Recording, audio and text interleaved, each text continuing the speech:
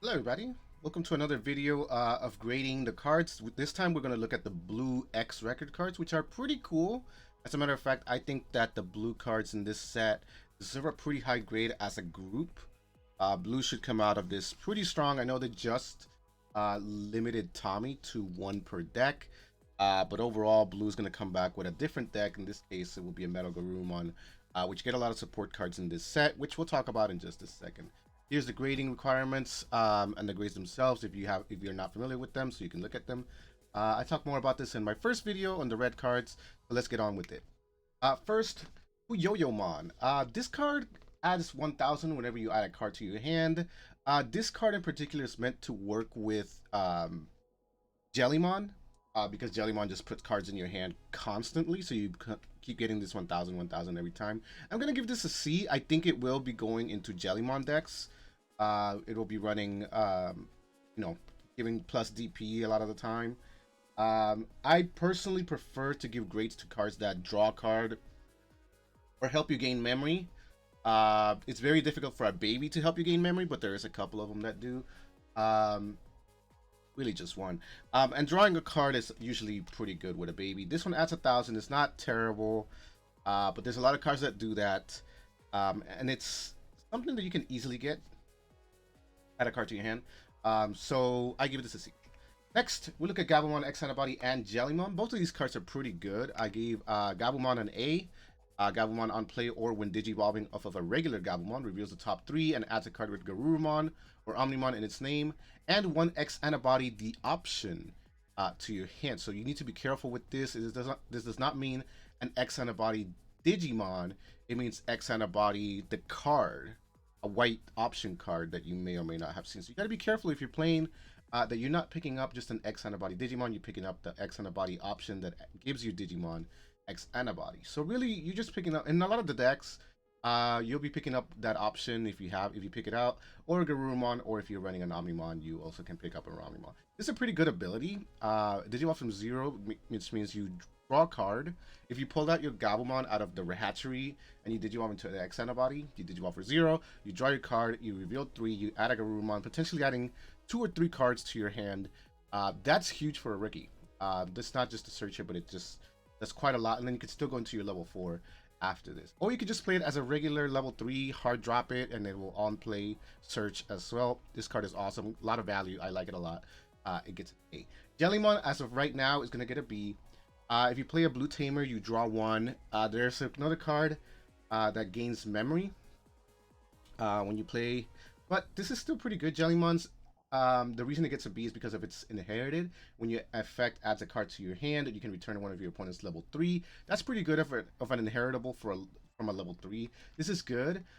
Plus, you'll know that you get plus 1,000 with the Jellymon when you draw a card or you added a card to your hand.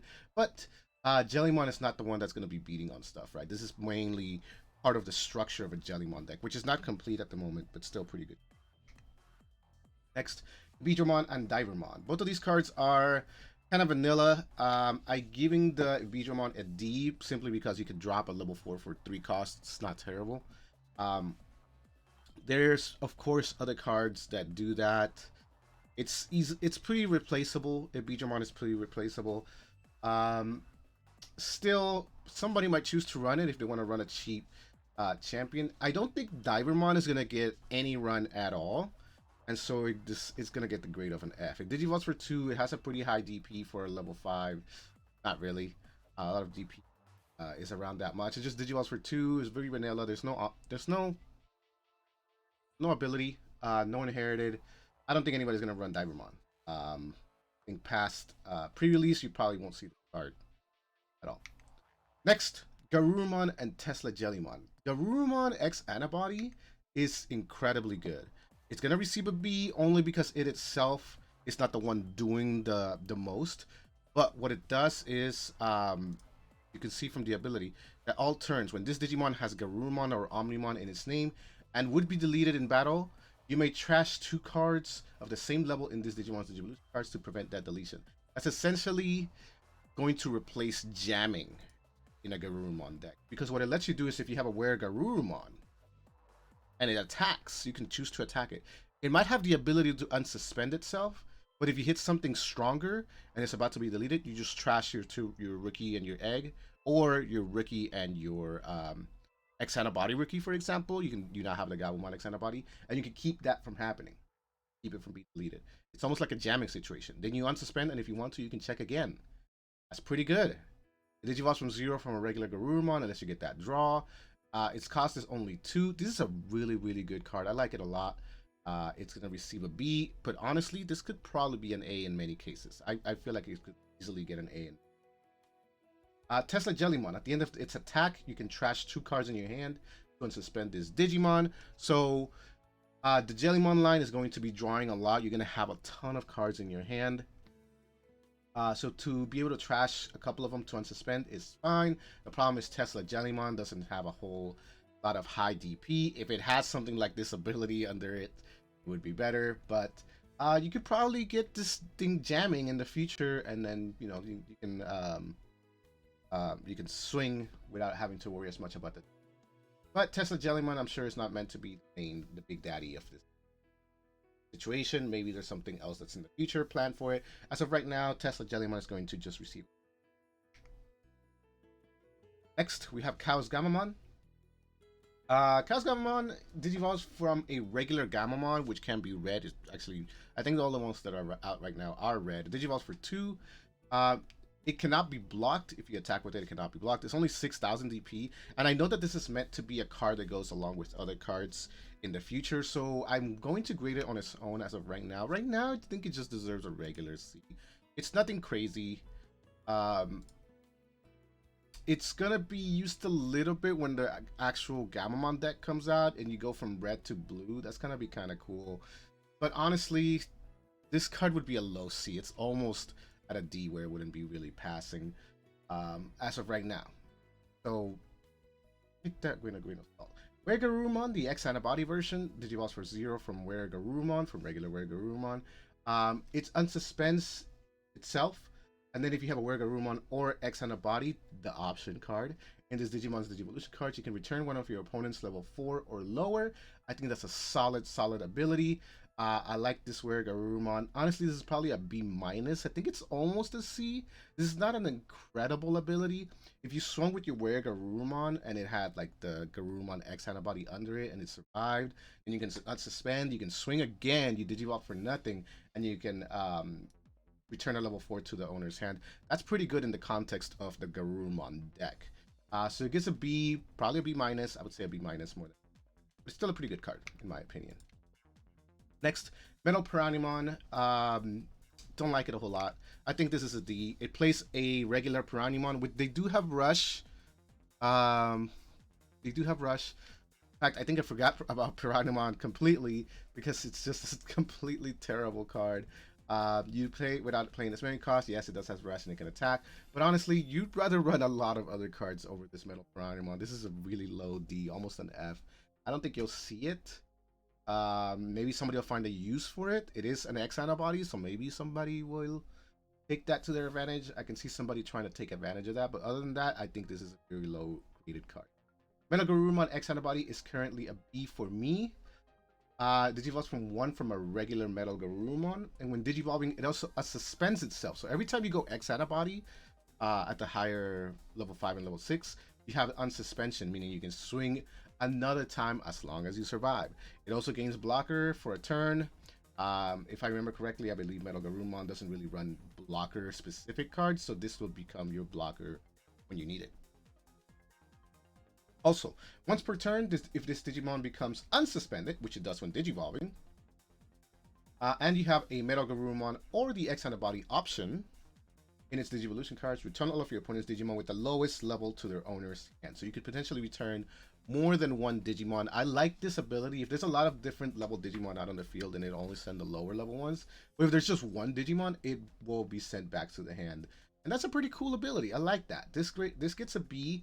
I would probably prefer if this was a bottom deck situation, or if it was just a blocker in general. That would make it for me an A, but it would be really powerful for it to do that. But overall, this is a really, really good card, a high B, deserving of a high grade. I think this card is going to be getting a lot of play. And again, I think each of these cards is, I know the Garurumon cards are not getting the highest grades, but together they will combine for a really good deck. That's honestly what. Suijinmon. Gets a C. I don't like Suijinmon. I think Suijinmon it doesn't do that much for you. So the way it reads is if you have a Digimon with Justimon or Raidenmon, a couple of the other cards that are in this set, in its name, you may pay 1 memory to place this card under it. And what it would do after that is essentially when attacking, you can return a level 4. That's okay. It's a solid ability. It's not great. But you're essentially giving up a spot for a level 6 to put a card under. Or I don't think that's great value. Then also when Digivolving, you can trash a Digimon card with Machine or Cyborg in its traits from your hand to place one of your opponent's level 4 or lower Digimon bottom of the deck. That's a little bit better, but you're playing the whole 3, and honestly, this is 11. This is only going to inconvenience your opponent, but it's not going to get you closer to victory. And if they don't have a level 4 out, then nothing. So I don't hate the Suijinmon as much as some people might. I can see it maybe getting some good abilities off with the combination of the other cards, but as on its own, this is a C card. I don't like it that much. Matt and Sora. If you have 8 or more cards in your hand, which if you're running a Jellymon or really just for the most part, you're likely to get this, you'll gain 1 memory. And if your opponent has 8 or more cards in hand, you also gain 1 memory. So if both you and your opponent have a lot of cards in their hands, so maybe perhaps later in the game, you'll gain 1 memory for each of those things happening.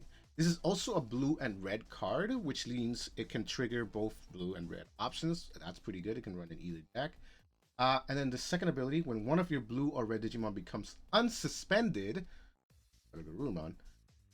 you may suspend this tamer to return one of your opponent's level 3 Digimon to its owner's hand. I wish the level was higher. It's only a level 3, but I mean, it's there. You can use it. Once you put down this tamer, which is going to give you memory a lot of the time, might as well send back a level 3, right? When you unsuspend. I like this card a lot. It gets a B. Honestly, this should probably be... this gets as close to an A as it can be. There's a really high B. Double color. Gains you some memory. Very specific. Level 3, if this was just a higher level, it would be an A out of the wall. Problem. It's getting a B right now. I think it could be an A, though. I would argue for an A. If you want to give this an A, let me know in the comments. Next, Kiyoshiro Higashimatai and Starling Thunder.